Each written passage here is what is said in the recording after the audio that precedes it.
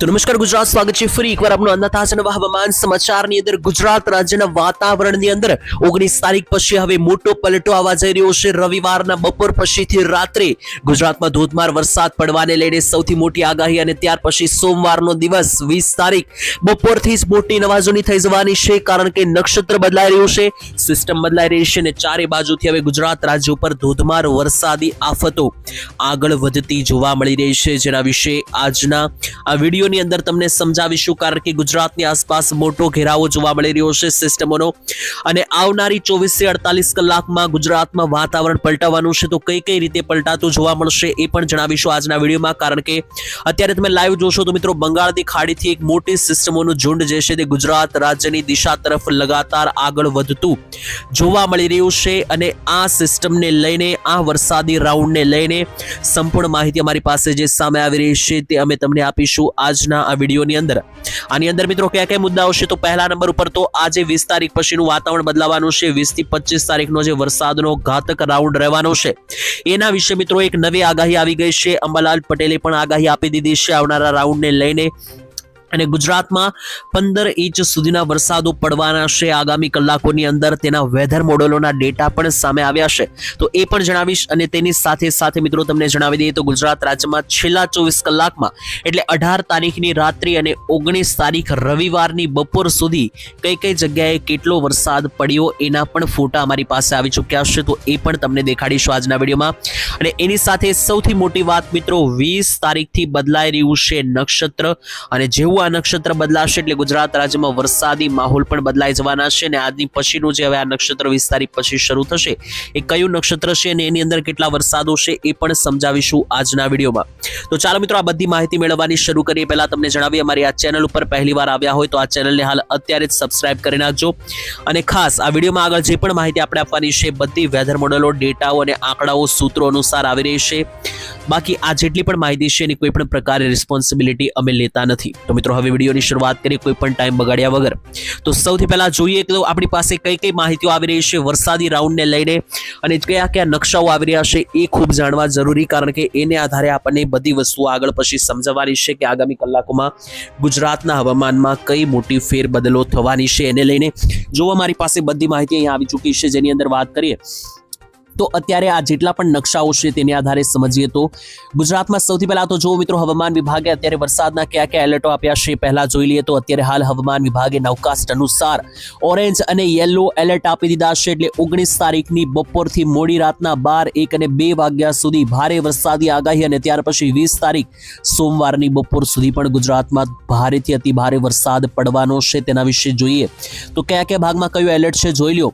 સૌથી પહેલા ઓરેન્જ એલર્ટની વાત કરીએ તો ઓરેન્જ એલર્ટ વાળા બધા જ વિસ્તારોમાં 2 ઇંચથી લઈને 3 ઇંચ સુધીના વરસાદો પડી શકે, જેમાં સુરત, ડાંગ, તેની સાથે સાથે તાપી, નીચે આવીએ તો વલસાડ અને નવસારી, આ 5 જિલ્લાની અંદર અહીંયા ઓરેન્જ સિગ્નલ જાહેર કરી દેવામાં આવ્યું છે। અને બીજી બાજુ યેલો સિગ્નલની વાત કરીએ તો યેલો એલર્ટ મિત્રો જોઈ લો હવામાન વિભાગે આપી દીધું છે સૌરાષ્ટ્રમાં રાજકોટ, બોટાદ, નીચે આવીએ તો અમરેલી, ભાવનગર, ગીર સોમનાથ, જુનાગઢ અને પોરબંદર, સૌરાષ્ટ્રના બધા વિસ્તારોમાં યેલો એલર્ટ આપી દેવામાં આવ્યું છે। બીજી બાજુ પણ મિત્રો જોઈ લો તો બીજી બાજુ મધ્ય ગુજરાતમાં અમદાવાદ, ગાંધીનગર, આણંદ, ગોધરા, દાહોદ, મહીસાગર, પંચમહાલ, અરવલ્લી, દક્ષિણ ગુજરાતમાં વડોદરા, છોટાઉદેપુર અને ભરૂચ, નર્મદાની અંદર પણ અહીંયા યેલો એલર્ટ છે, એટલે આ બધા જ વિસ્તારોમાં આગામી કલાકોમાં ધોધમાર વરસાદ માટે તૈયાર થઈ જજો। જોઈ લો 19 તારીખે વહેલી સવારનો વરસાદ શરૂ છે પોરબંદર જિલ્લામાં, અને માત્ર પોરબંદર નહીં, છેલ્લા 24 કલાકમાં કઈ કઈ જગ્યાએ કેટલા વરસાદ પડ્યા એના પણ જોઈ લો અહીંયા આંકડા સામે આવ્યા છે, એ હું તમને પછી આપું, પરંતુ પહેલા આપણે વાત કરીએ ગુજરાત રાજ્યમાં અત્યારે હાલ જે સિસ્ટમ આવી રહી છે તેને કારણે વરસાદ કેવો રહેશે। તો મિત્રો સૌથી પહેલા જણાવી દઈએ તો અરબી સમુદ્રમાં સતત ભેજનો પ્રવાહ વધી રહ્યો છે, એક સાયક્લોન ટ્રફ પણ બની રહ્યો છે બંગાળની ખાડીથી ગુજરાત તરફ, તેને લઈને તારીખવાર મિત્રો ગુજરાતનું હવામાન જાણીએ તો 19 થી 22 તારીખ દરમિયાન દક્ષિણ ગુજરાત, દક્ષિણ પૂર્વ ગુજરાત અને સૌરાષ્ટ્રના કેટલાક ભાગોમાં સ્થાનિક પરિબળોને આધારે હળવાથી મધ્યમ વરસાદી ઝાપટા પડી શકે। ત્યાર પછી જોઈએ 24-25 તારીખથી મિત્રો આ વરસાદી પ્રવૃત્તિઓમાં વધારો થશે, અને વરસાદ મિત્રો ક્યાંક ને ક્યાંક સાર્વત્રિક ગુજરાતનો રાઉન્ડ લેતો જોવા મળશે। તો આની પછીનો પણ જે સમય રહેવાનો છે એટલે 22 થી 30 તારીખનો ખાસ, તેની અંદર ગુજરાતમાં અતિ ભારે વરસાદ રહેવાના છે. 22 થી 30 તારીખ વચ્ચે અંબાલાલ પટેલે પણ આગાહી આપી દીધી છે અને કેટલાક વેધર મોડેલો અમારી પાસે જે આવ્યા હતા એ બધા જ વેધર મોડેલોનો પણ જે આંકડાઓ છે તે અનુસાર ગુજરાત રાજ્યની અંદર આ જે સમયગાળો બનશે 22 થી 30 તારીખ વચ્ચેનો, એની અંદર 16 ઇંચ સુધીના વરસાદો પણ જોવા મળી રહ્યા છે ઉત્તર અને મધ્ય ગુજરાતની અંદર. અને બાકી જ્યારે રાઉન્ડ નજીક આવશે ત્યારે એના વિશે પણ પ્રોપર માહિતી આગામી સમયમાં વિડીયોના માધ્યમથી તમને જણાવીશું. બીજી માહિતી શું છે તો મિત્રો જોઈ લો. નક્ષત્રની વાત છે મિત્રો, પુષ્ય નક્ષત્રની શરૂઆત થઈ રહી છે. વરસાદના પખ નક્ષત્રની, ઘણા લોકો આ પુષ્ય નક્ષત્રને પખ નક્ષત્ર તરીકે પણ ઓળખે છે. તો આજે વરસાદનું પખ નક્ષત્ર શરૂઆત થઈ રહી છે 20 તારીખથી. ઉંદરનું વાહન છે મિત્રો 20 તારીખે બપોરના 11:30 વાગે, એટલે ઓલમોસ્ટ સવારથી બપોરની વચ્ચે જે 11 વાગ્યાના આસપાસનો સમયગાળો છે ત્યારથી પુષ્પ નક્ષત્ર એટલે કે પખ નક્ષત્રની શરૂઆત 20 તારીખે થઈ જવાની છે ઉંદરના વાહન સાથે.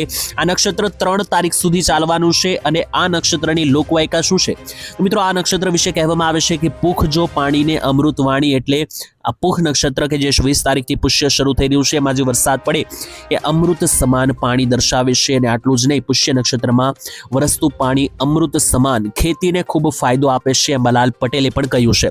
બીજું મિત્રો જે છે આ નક્ષત્ર માટે લોકવાયકા છે કે ભૂખ કાઢે ભૂખ, એટલે આ નક્ષત્રમાં જો વરસાદ આવે તો એ ભૂખ કાઢે તેવો વરસાદ આવે છે.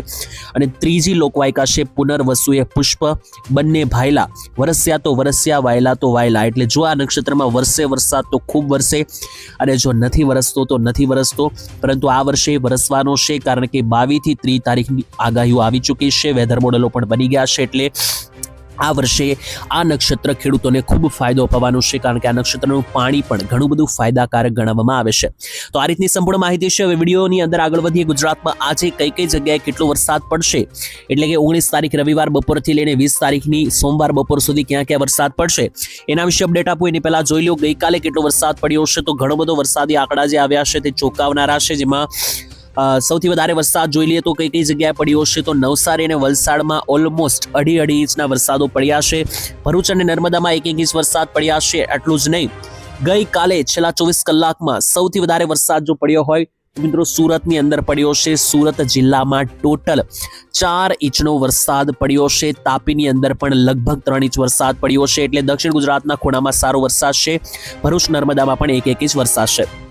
આની સાથે ઘણા બધા વિસ્તારમાં છૂટાછવાયા ઝાપટા જોવા મળ્યા છે, જેમ કે કોઈ મોટો વરસાદ નહીં પરંતુ એકદમ સામાન્ય ઝાપટાઓ, જેમ કે તમે કહી શકો કે છૂટાછવાયા જે મધ્યમ લેવલના 1.5 ઇંચથી 1 ઇંચ સુધીના ઝાપટા એ કયા વિસ્તારોમાં છે તો એ મિત્રો જોઈ લો. તો સૌરાષ્ટ્રથી શરૂ કરીએ, ભાવનગર, બોટાદ, અમરેલી, સુરેન્દ્રનગર, મોરબી, જામનગર, રાજકોટ, જુનાગઢ, ગીર સોમનાથ, પોરબંદર, દ્વારકા, મધ્ય અને ઉત્તરની અંદર પાટણ, મહેસાણા, ત્યાંથી પણ ઉપર જોશો તો ત્યાંથી પણ ઉપર મિત્રો ઘણા બધા વિસ્તારો છે, જેમ કે ખેડા, આણંદ, વડોદરા, અમદાવાદ, પંચમહાલ, દાહોદ, વડોદરા, છોટાઉદેપુર, આ બધા જિલ્લાઓમાં છૂટાછવાયા ઝાપટા જે છે તે મિત્રો પડ્યા છે. અને આ રીતનો વરસાદ ગઈકાલે છેલ્લા 24 કલાકમાં રહ્યો. હવે જોઈએ આગામી 24 કલાકનો શું મોટો માહોલ બની રહ્યો છે, કારણ કે સિસ્ટમ જે છે તે મિત્રો અત્યારે થોડી ઉત્તર તરફ ખસી રહી છે, પરંતુ આગામી સમયમાં ધીમે ધીમે મિત્રો આ સિસ્ટમ જે છે બંગાળની ખાડીથી નીકળેલી એક ગુજરાતનો રસ્તો અપનાવશે. એટલે ગુજરાતમાં 20 તારીખથી અચાનક બદલાશે, પરંતુ 19 તારીખની રાત્રિ દરમિયાન એટલે 19 તારીખમાં મોડી રાતના 12 વાગ્યા સુધી અને પછી 20 તારીખે બપોર સુધી કઈ કઈ જગ્યાએ કેટલો વરસાદ પડી શકે એના વિશે વાત કરીએ. તો સૌથી વધારે વરસાદ પડવાની આગાહી દક્ષિણ ગુજરાતના પટ્ટામાં જ રહેવાની છે હજુ પણ, કે જ્યાં આવેલું છે સુરત, નવસારી, વ્યારા, ડાંગ, બારડોલી, વલસાડ અને ડાંગનો જે વિસ્તાર, સાપુતારાનો વિસ્તાર, આ વિસ્તારોમાં સૌથી વધારે અને ભારે વરસાદની આગાહી છે. તેની ઉપરના જે વિસ્તારો છે જેમ કે વડોદરા, ભરૂચ, નંદુરબાર, તાપી, નર્મદા, તેની સાથે આ બાજુ છોટાઉદેપુર, આ ભાગોમાં માત્ર ઝાપટા જોવા મળશે, કોઈ મોટા વરસાદની આગાહી નથી.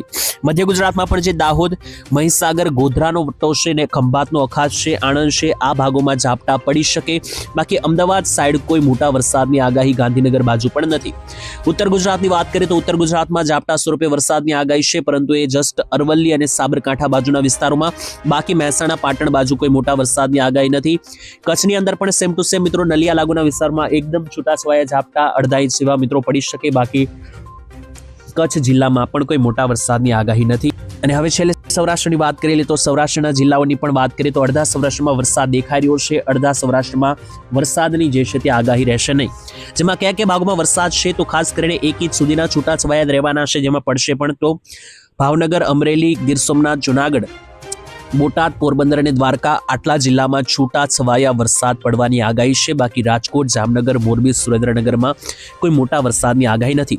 અને તમને જણાવે તો 20 તારીખ સુધી આજે વરસાદ રહેવાના છે, પણ એકદમ સામાન્ય રહેશે. કોઈ એવા મોટા ખાસ વરસાદો નહીં રહે. 20 તારીખ પછી સિસ્ટમો બદલાશે. ત્યાર પછી જે કંઈ પણ નવી અપડેટ બનશે હું તમને રેગ્યુલર આવનારા વિડીયોમાં આપી દઈશ માહિતી. બાકી મલાલ પટેલની જે આગાહી છે તે પ્રમાણે વરસાદનો રાઉન્ડ આવી રહ્યો છે, તો ખેડૂતો એ પ્રકારે તૈયારીમાં રહેજો. તમારા ગામમાં વરસાદ છે કે નહીં ખાસ એક વખત કોમેન્ટમાં લખવાનું ભૂલતા નહીં, કે જેનાથી બધા લોકોને ખ્યાલ આવી જાય કે કઈ કઈ જગ્યાએ કેવું વાતાવરણ છે. આજ માટે આટલું જ રાખીશું. ફરી કાલે મળીશું. ત્યાં સુધી રજા આપશો. ધન્યવાદ. જય માતાજી, જય દ્વારકાધીશ.